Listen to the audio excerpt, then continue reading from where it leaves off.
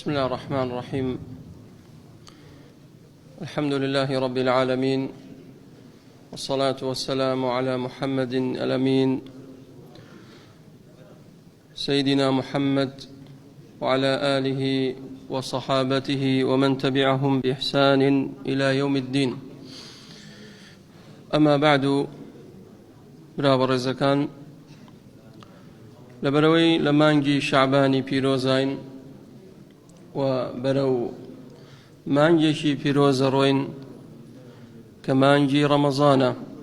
كحفظ روج ماوا خواهي قرب مانجيني بو مانجا ولا خيري او مانجا ببش مان نكات وباش مزاني همو شويك لماوي ام حفظ روجا كتابيك مانداناوا سبارد بو فرموداني كمتعلقة بمانجي رمضاني بيروز چونکە خۆ ئامادەکردن بۆ مانگی ڕەمەزان لە شەعبانەوە دەست پێکات. بۆیە هەر لە ئێستەوە موسڵمانان دەبێ خۆیان ئامادەکەن بۆ مانگی ڕەمەزانی پیرۆز. ئەو ئەحکامانەی کە متعلقە بە مانگی ڕەمەزانی پیرۆز پێویستە و زەڕورە موسڵمانان لەسەر چاوڕۆشنی بن و علمیان پێی هەبێ بۆی ئاگادار بن لەناو مانگی ڕەمەزان، بزانن چۆن بە ڕۆژوو ئەبن و چی ئەکەن و چۆن خوای گەورە لیان وەرەگرێت. ئەم کتێبە بە ناونیشانی الفوائد الثلاثية من الأحاديث الرمضانية، مؤلفەکەی نووسەری ئەم کتێبە ناوی عەبدوڕەحمان الدۆسەری، خوای گەورە پاداشتی داتەوە، شتێ جوانی نووسیە کە فرمودە دێنێتەوە لە بەرامبەر فرمودەکە سێ فایدە باسەکات. سێ فایدە فرمودەیە کە متعلق بێ بە مانگی ڕەمەزان ئەوجا سێ فایدەی لێ دێنێتەوە بە پشتیوانی خوای تەعالا دێین ئێمەش باسی دەکەین. سەرەتا فەرمێ حکم الصيام قبل رمضان. حکمی ئەو ڕۆژوە چییە پێش یاخود بەر لە هاتنی مانگی ڕەمەزان؟ ئەمڕۆ 11 شەعبانە کە 1440 کۆچیە. مانگی شەعبان پێغەمبەری خوا فەرمی عەلەیهی الصەلاة وەسەلام ذاک شەهر یەغفل الناس عنه. ئەم مانگە کەوا ئێمە ئێستا تێداین خەڵکی تێدا بێ ئاگا بێت، غافڵە بن تێی. بۆ؟ چونکە هەموو خەڵک ئیستیعدادی وەرگردووە بۆ مانگی ڕەمەزان. خەڵکێکەیە بێ ئاگایە لە مانگە. پێغەمبەری خوا عەلەیهی الصەلاة وەسەلام فەرمووی ئەم مانگە ترفع فيه الأعمال، کردەوەکانی تا بەرز و بڵند دەبێتەوە بۆ لای خوای تەعالا. فأحب أن يرفع عملي وأنا صائم. پێم خۆشە کردەوەکانم بەرز بێتەوە بۆ لای خوای تەعالا من بە ڕۆژوو بم. کەواتە خێرێکی گەورەیە لەم مانگە ئەگەر بتوانین هەمووی بگرین ئەو خێرێ چاکە. ئەگەر هەر نەمانتوانی ڕۆژنە ڕۆژێکی بگرین، ئەگەر هەر نەمانتوانی دووشەم پێنجشەمی لێ بگرین یاخود ئەیام البیضی تیا بگرین. چونکە پێغەمبەری خوا صلی الله عليه وسلم كان يصوم شعبان كله أو قليلا. صحابة فرمون پێغەمبەری خوا عليه الصلاة والسلام ئەمەندە بایغیە دا بە مانگی شەعبان هەمووی تیا بە ڕۆژوە بوو یان هەندێکی نەبێت. یعنی ئەوەندە تەحەڕای ئەم مانگەیە کرد پێغەمبەری خوا عليه الصلاة والسلام. أفرمي مؤلف عن أبي هريرة رضي الله عنه قال قال رسول الله صلى الله عليه وسلم لا تقدموا رمضان بصوم يوم ولا يومين. أفرمي لا تقدموا، أم لا يا بو النهي، يعني حرامة بر لمانجي رمضان بروجك ياخد دوروش بروجو بيت كأو روجا بيوتي يوم الشك. أو روجا بيوتي يوم الشك حرامة تيدا بروجو بيت كسي شعبانك لەگەڵەوەی کە خلافێ لەسەر ئەوەی يوم الشك آية بستنوية سيا قولي راجح ويك سي شعبانا أو رجا جائزنيا مسلمان تيدا بروجو بيت في غمري خاصة نهي ليكردوه أم نهيش بو تحريما أم نهيش بو تحريما فرموي إلا رجل إلا ما قركسك كان يصوم صوما فليصمه إلا ما قركسك عادتي وايا بو نمونا همود وشوم بينشمي بروجو بيت بلام قدري خوا يوم الشك أكيوت ناو روجي دوشمو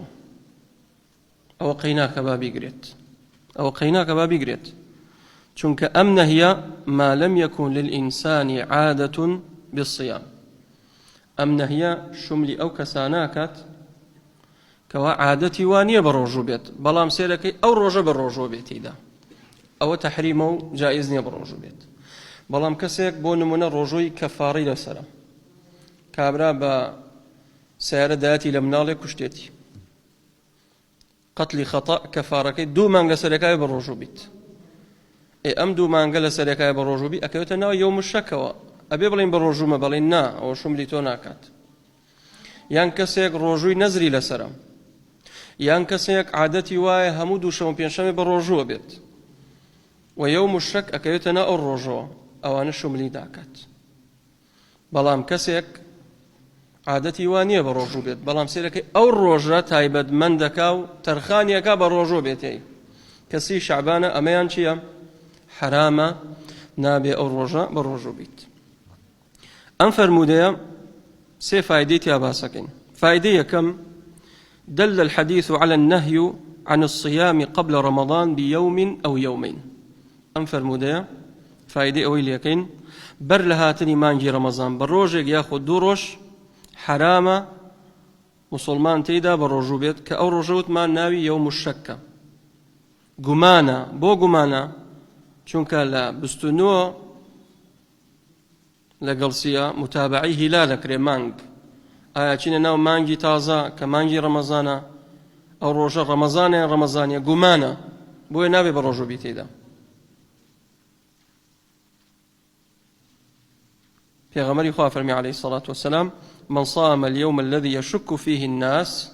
فقد عصى أبا القاسم رواه الدارقطني وهو حديث صحيح هركسك لو رجب الرجو بيت كيوم الشك قمانا أو فقد عصى أبا القاسم أبا القاسم شيء محمد عليه الصلاة والسلام كنيك أبا القاسم كواتتها ومباربي فايدة دوم ورد النهي عن الصيام إذا انتصف الشعبان حديثاته كبيغمري خواه فرمي عليه الصلاة والسلام إذا انتصف الشعبان فلا تصوموا أجر مانجي شعبان كوتا ناوراست واتا بانزا شانزا بسروا رجو مبن أمرو تشاني شعبانا سيانزيا حديثك فرمي إذا انتصف الشعبان فلا تصوموا كشعبان هات بانزا ببانوا بروجو مبن وأفرمي بيغمري خو عليه الصلاة والسلام إذا كان النصف من شعبان فأمسكوا عن الصوم حتى يكون رمضان هركسك بانزي شعباني هات سر ببانوا أو با خوي للرجو بقريت هتاكو مانجي رمضان ديت أليرا فرمودقا فرمي لا تقدموا فرمي لا تقدموا رمضان بصوم يوم أو يومين يعني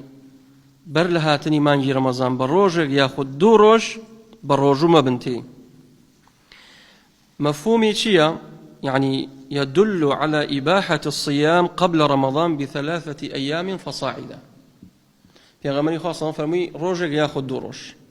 كواتا أجر سيو تشوار بسرو بو مباحة وجائزة كسيك بروجو بيتيدا شون جمع كين لبين أمدو حديثا إذا انتصف الشعبان فلا تصوموا وحديث كشف فرمي لا تقدموا فرمي لا تقدموا رمضان بصوم يوم أو يومين أويا أرجح الأقوال في هذه المسألة أن من كان يصوم قبل منتصف شعبان فله أن يصوم بعده أجر كسيك عادتي وايا لسرتای مانجی شعبان دوشو پێنجشەممە ڕۆژۆ بێ بۆ خۆی یان هەموو ڕۆژێ بە ڕۆژۆ بێت ئەوە شملی ناکات إذا انتصف الشعبان فلا تصوموا ئەو بۆ تۆ نییە ئەتوانی بە ڕۆژوو بیت کەوتیتە ناو 16 17 18 20 25 بگرە کەوتیتە ناو یەوم الشەکش ئەتوانی بگریت چونکە عادەتی تۆ وایە بەردەوام بە ڕۆژۆ بێ مانگە بەڵام کەسێک ئەم مانگە بە ڕۆژوو نەبووە لە دوای 15 شعبان دێتە خەبەر چالاکە بێ ئەڵێ ئیتر لەمەو داوام بە ڕۆژۆ بین ئەڵێ نا ئەو شملی تۆ کات تۆ عادەت دوا نەبووە پێغەمبەری خوا سەڵ فەرمێ إذا انتصف الشعبان فلا تصوموا کەوتیتە ناوڕاست شعبان ئیتر بە ڕۆژوو نەبن بۆ خۆتان ئامادەکەن بۆ مانگی ڕەمەزان بۆ ئەو تاقەت و توانایەت بمێنێت بەڵام ئەگە کەسێک عادەتی وا بوو دووشەم پێنجشەم هەموو ڕۆژێ لە ڕۆژنە ڕۆژێ لە مانگە بە ڕۆژۆ بێت ئەوە جایزە ئینشاءڵڵا با بە ڕۆژوو بێ تێیدا وئیلا ئەگەر ڕۆژێک یاخود دوو ڕۆژ بەر لە هاتنی ڕەمەزان کەسێک خەبەرێ بێتە وەڵای من مادەم مانگە پیرۆزە من ئێستا موێ بە ڕۆژوو بن ئێت و پێشتر بە ڕۆژوو نەبوویتە نابێت لە یەوم الشەک بە ڕۆژوو بیت چونکە عادەتی تۆوە نەبوو بە ڕۆژوو بیت بۆیە ئەمەشیان شملی ئەو کەساناکات فائدەی سێم و ئەخیر ئەوەیە لا يدخل في النهي عن الصيام قبل رمضان كل من كان من الصيام المعتاد الذي يصومه الشخص فهذا جائز وله أمثلة منها أم نهي برلهاتني مانجي رمضان شملي أو كسانا ناكات كوا عادتيا وايا بالرجون مثلا روجنا روجي بالرجو بيت يان هم روجي بالرجو بيت يان دوشم بينشم بالرجو بيت يان زوريني مانجي شعبان بالرجو بيت جائزة چونك پیغمبری خدا صلى الله عليه وسلم وكو أم سلمة فرمي ما رأيت رسول الله صلى الله عليه وسلم صام شهرين متتابعين إلا إنه كان يصل شعبان برمضان أفرمي پیغمبری خدا صلى الله عليه